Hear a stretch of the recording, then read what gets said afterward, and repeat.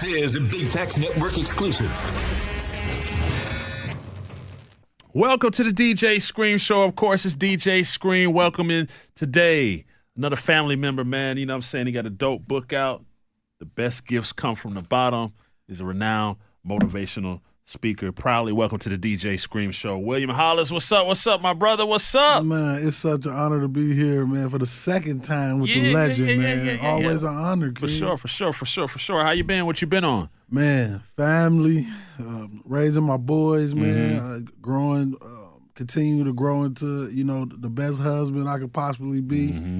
And just trying to become the best man I can be every day, Scream. That's what I focus on every day, man. And, right now, we in some of the darkest times, so I really focus on not so much of the industry and the parties and all that stuff that's going on, but really digging down deep, trying to help the next generation, because I believe this next generation is one of the most lost. And, a lot of people have spoken, a lot of people talk, but at some point you got to get the words to stick, and we gotta create action. And that's why I'm honored to be on the show, man. I love everything you do with the youth, with the Scream Foundation, and what you represent, man. So, I'm just honored, Scream, that you had me here today, man. Now, how long has this book been out? Man, that book been out, I say about 3 years. 3 years? Did you ever tell me about this book? Man, Scream, to be honest, when I wrote that book, I didn't even believe in it. I wrote a book you didn't believe in? I didn't. Well, you believed in the content. I didn't believe that people would read a book from a kid that couldn't read till he was 16 years old. A lot of my family and friends, they know about my learning disability. Of people watching you speak, why wouldn't they read?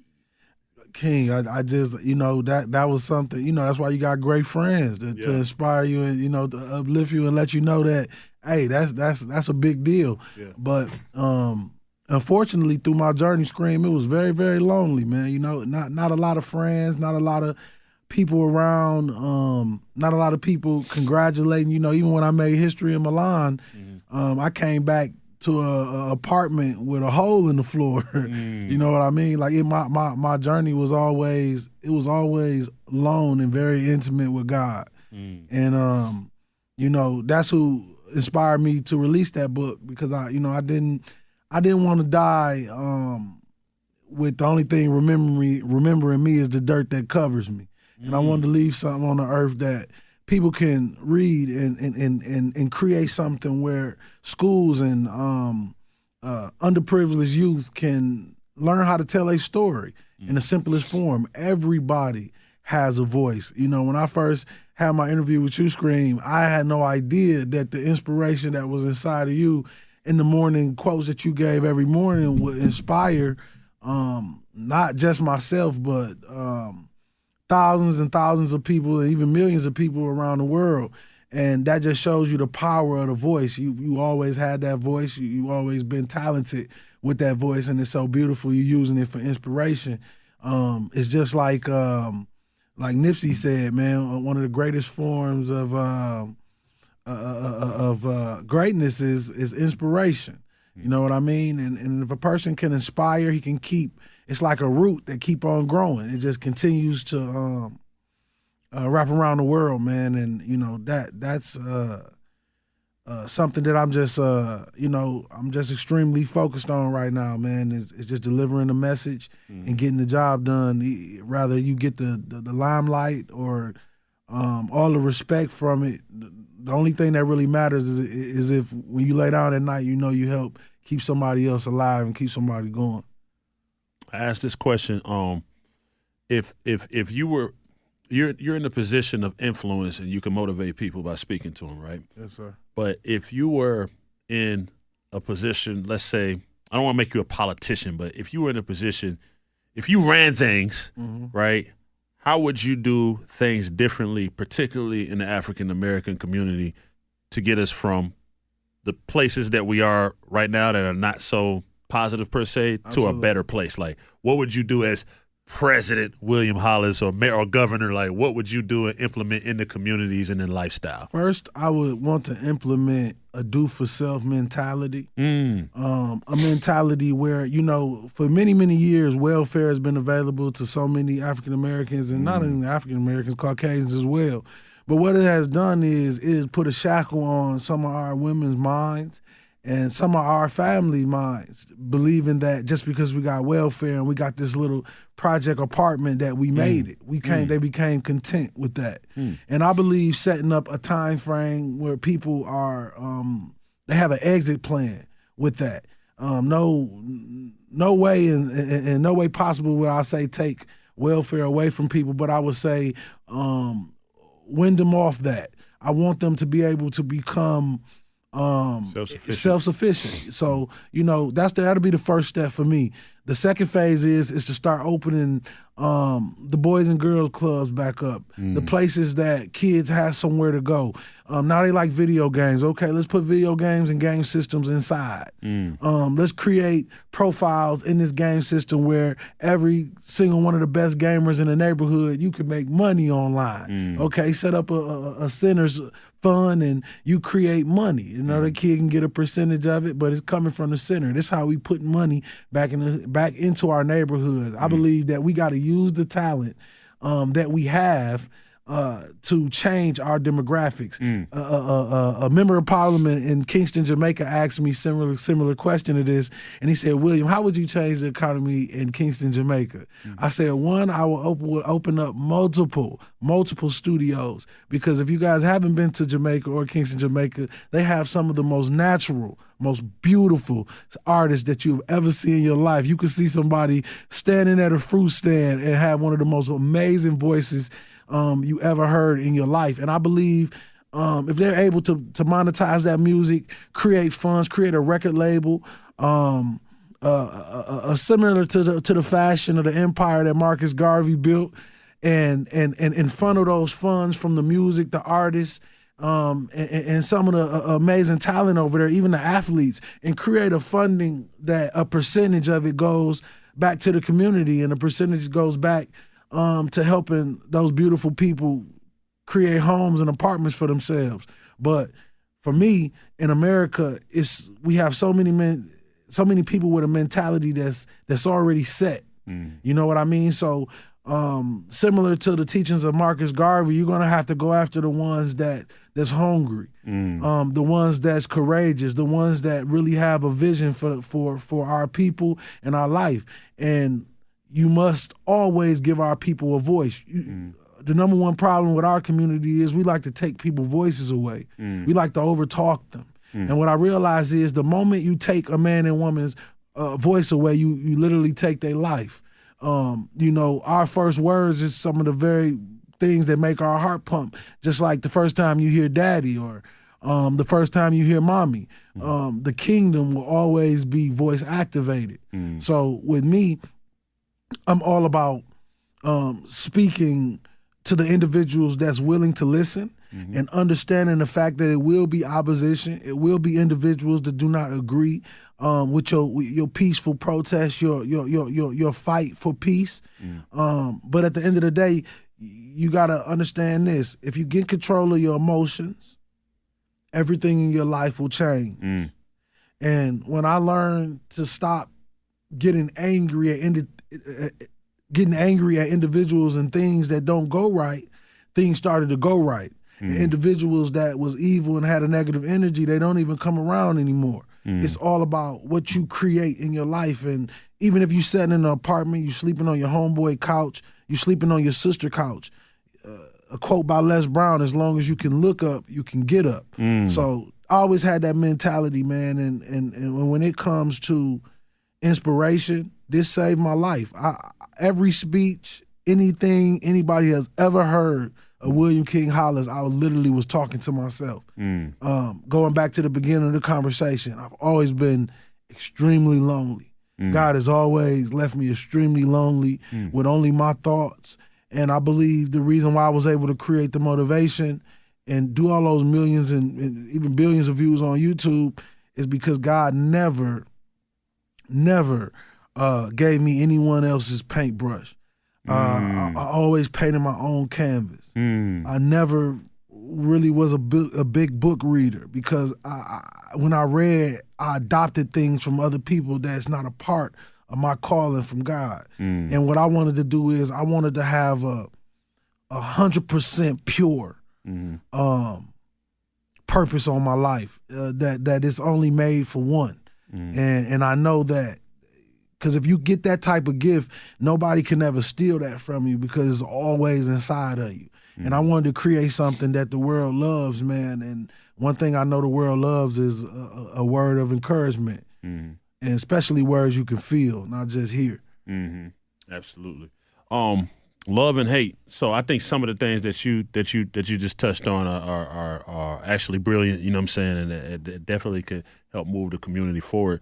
But the one thing that I try to get to the bottom of is just like in let's speak in the African American community, it seems like there's so much self-hatred, especially amongst our brothers and sisters. Yes, sir. And that self-hatred kind of deflects to other people. So it's like, I don't care about my own life, so why would I care about yours? Absolutely. Because when we see some of the conflicts and what the conflicts are about, you know, we all came up how we came up.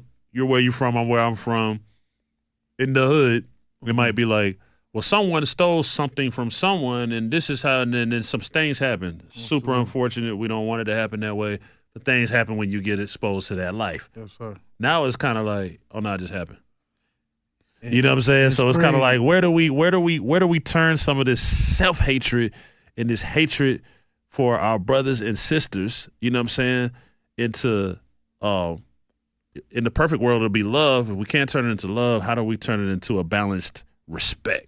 Well, the first thing we got to do is identify the demons that we fighting in the community. When you look at a young black boy growing up in the projects or in the hood, some of those kids never travel the world, never even leave out their state. So I ask people, what makes you think a kid won't steal and kill for an opportunity to live for a moment? Because he never may have a chance to live. And it's some people that grew up in households where their grandma sold dope, their cousin sold dope, their brother sold dope. And it's just like religion. When we grow up as a Christian and you raised in a Christian house, that's all you know. You're going to fight for it to the death of you. If you grow up as a Muslim, you're going to talk about Allah. You're going to praise Allah to the death of you. But if you grow up in them trenches around murders and killers, what you think they're going to become? So the number one thing that I notice within our community is we have some of the most broken, hurt, traumatized individuals in the world, where you're bound to hear your auntie say, shut your ugly self up. Shut your dumb self up. You just like your daddy. You're going to be in penitentiary like your daddy. You don't change your ways, you're going to be dead like your daddy. And that's trauma. Power of the tongue, yeah. Stacked on trauma. And that's the same thing with relationships. Why some of the black relationships in our marriages dwindle so fast is because we got two individuals that do not understand each other. A woman and a man. We do not understand each other. A man has a different battle than a woman. So the pain that we feel, it's almost like having a 12-inch knife inside our spleen. But we still got to go outside and smile every single day. So the battles that we facing and the disconnect between our love is because we looking at each other as a hatred, as an enemy, in an enemy fashion. And when you got trauma from that woman and trauma from that man, and you stack those two with love, that's called trauma bonding. Trauma bonding, yep. Shouts to Jeezy, he taught me that. Absolutely. Yeah. That's real. Yeah. Shout out to Jeezy. Yeah. That's trauma bonding is the number one reason for our divorce. It's trauma bonding. Because look, that man falls in love with that woman for that moment. You made me feel something I never felt before. So as a man, as a black man, when we get something, Just like we get that first pair of Jordans we ever wanted, we take care of it. We hold on to it. Mm-hmm. And then we realize that thing can never love me how I'm supposed to love me. So once that thing disappears out your life and is no longer in your life, you feel lost. You feel like you're alone. You never mastered the art of loving yourself. And that's us as a people. We wake up, we rise, we grow up to find love. Either it's from a gang, either it's from a woman, even it's from a molester. That's how kids get led astray because they looking for love and they pulling a string until they pull up to the devil. And that's how people manipulate our minds. And when you manipulate a mind, then what happens? Domestic violence. Because I waited my whole life for this love. And this love don't even love me. That you deal with everything that come with it that might not be what you need. And it might not be. And then this the fear. Scream. Starting all over again. When people think life's so long, it's only short, Scream, and people get so frustrated when they got to start over again. And to start over is a rebirth. If you want to change your life, if you want to transform your mind and your heart, you need a rebirth. You can't be afraid to let go of individuals that you may be hurting, trying to love, and let them heal. And you do the same thing. That's the next thing I was going to ask you. Like, so if somebody's sitting on their couch right now and they over where they at, you know what I'm saying, the trauma and so forth, and they like, I'm wholeheartedly, it's almost like a person on a new health journey, right? They say, I'm wholeheartedly ready to make a change. How do they make that change in that spectrum to become the better version of themselves? We'll both attack this question too. How, if they're ready for change and they sit down and they're like, man, I'm tired of the trauma, I'm tired of the toxicity, I'm tired of it, what do you think are first steps? The first thing is sobriety. A clear mind. That's the first step. You gotta cleanse your body of everything you tried to cover up. You gotta dig up all those dead bodies. And as them dead bodies, I mean trauma, man. You got to dig it all out, and you got to replant everything inside of you. You got to teach yourself how to love again. Sometimes we got to go back to that infant stage and start all over again and disconnect from things that no longer serve us. The friends, are the relationships, the sex addiction. We got to free ourselves.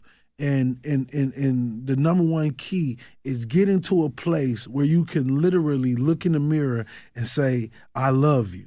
You would be surprised, Scream, how many men cannot look in the mirror and say, I love you, or women. You're saying look in the mirror at yourself. Yes. That's crazy because I was going to say the first step, I feel like the first step for change, right? Yes. Is to just go look in the mirror. Yes. And you got to look at the mirror, and when you look at the mirror, are you happy? So it's happy on a lot of different levels. Kind of looking at yourself in your eyes, that's like looking inner. So it's like looking within yourself. Are you happy? Or are you looking down like this because you know you done did so much BS that, or you done did, you know what I'm saying, you're toxic and you can't even look at yourself in your eye, let alone look somebody else in their eye. Look at here. How can you trick your soul when your soul is you? Yeah, you can't trick yourself. Yep. How can you trick your soul if your soul is you? Yeah. And you got to know the power you have. My grandfather used to say this quote, Screen, and it touched me to this day. Every time I'm having my worst days and I don't feel like I got any power, this is what I tell all my brothers. No, I am not God, but God is me. No, I am not God, but God is me. So anything that I want to change about myself, anything that I want to become, I have the possibility and the opportunity to do it every single day. And Scream, two Christmases ago, I lost my father. He was murdered in Detroit after doing 7 years in the penitentiary. I waited for him like a kid waited on Christmas Day to get home. And when I lost him, Scream, I realized this one thing, that our responsibility in life is to grab the baton and take it further than our Father ever took it. Thanks. For our sons and our daughters, our wives, our mothers, and the people that care and love about us. What I would tell a person today is let go of all selfishness and live for something bigger than yourself. Because if life haven't showed you life is short, just look at all the deaths, the takeoff, the troubles, all the legends, a lot of artists, all the legends, King. And I just say this, man, live full and die empty. Don't allow death to take you away from who you are as a human being, and allow that human being that left this earth to live through you. Allow that human being to witness that sunshine as you travel the world and witness that gift as you give it to the world. Represent them in the best way you can every single day, and you'll be a happy individual. What's in this book, man? What's some stuff that people should look forward to when they pick up the best gifts? This book is a very special book because it's teaching individuals what I did. I basically was homeless, man, and the teacher asked me to volunteer and speak, and I didn't think I was a public speaker. And this career changed my life. It showed me how to dominate in any space, how to articulate my words, and understanding that you cannot do any business if you do not know how to articulate what you love. I would like to read something for you if you got a little time, King. It's just a small portion. It's a foreword written by the legend Les Brown. This is one of my greatest honors because he was one of my mentors. But the foreword goes, every now and then there is someone in our history that achieves greatness even when the odds may seem against them.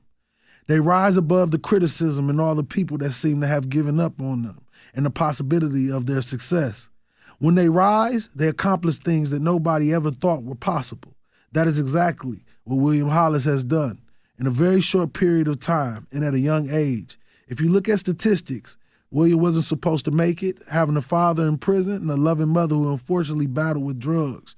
The world constantly told him that he would never make it out of his environment. He knew he was meant for more and didn't allow anything or anyone to stop him from believing in that. William is someone that truly tapped into his greatest gift, which is his ability to transform and inspire people with just the sound of his voice. He spoke himself out of homelessness and now one of the up-and-coming top speakers of this generation. I marvel at his drive, his perseverance, and his desire to make a difference in the lives of so many others. His presence on the stage commands your attention from America to many countries around the world. Learn all that you can from this book and know that you can too live your dreams. Your circumstances do not predict your story, and you have the power to change your direction at any time. That's the foreword by the legendary Les Brown. Les Brown, salute. And this is the first speaker I ever turned on when I became a speaker. That's why it means so much to me. And it's a kid in the projects that's an amazing poet.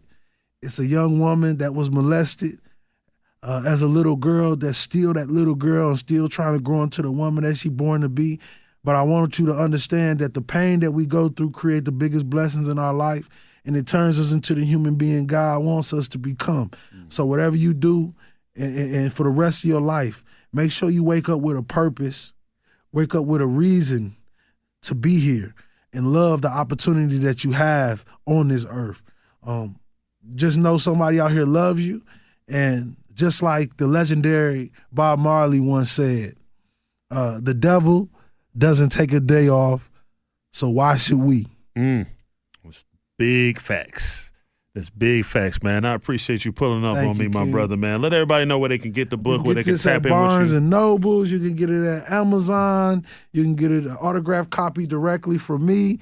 It'll just be a joy for you guys to check this out. You also can read it for free on I think Kindle or something like that. Amazon Kindle. Amazon Kindle, and just check it out, guys. This book is basically just telling you how to get into this speaking industry and how to tell your story, because there's only one you. And we got to talk about that collaboration. We talked about it. We're actually going to do it. So for the people that love my motivations and his motivations, we're going to do some collab content. We just got to work on his busy schedule, and then no, that's Scream, man. You guys don't know, man. If you had the opportunity and you listening on this radio, if you had the opportunity to meet Scream, one of the most genuine. You know, some individuals you can see God on, and some people just talk about God. But I'm a empath. I feel. And he's one of the greatest individuals that I ever met in Scream. I really appreciate you shedding light to young black men like myself that's trying to do great things in our community. Because a lot of times in the podcast and in the entertainment space, all they want to hear about is the money and the women and the drama. But I truly thank you, Scream, for taking your time to push inspiration Always my to the honor. next generation. Yep, always my honor. Always my honor. They can tap in and follow you where? At William King Hollis on Instagram, at William King Hollis on every platform. If you DM me, I do write back. If you fighting through something, you DM me, I do write back. I never miss a message, so make sure you reach out to me. That's dope. I appreciate you, man. You know what it is. It's the DJ Scream Show, 96.1 to be iHeartRadio. Salute. This is a Big Facts Network exclusive.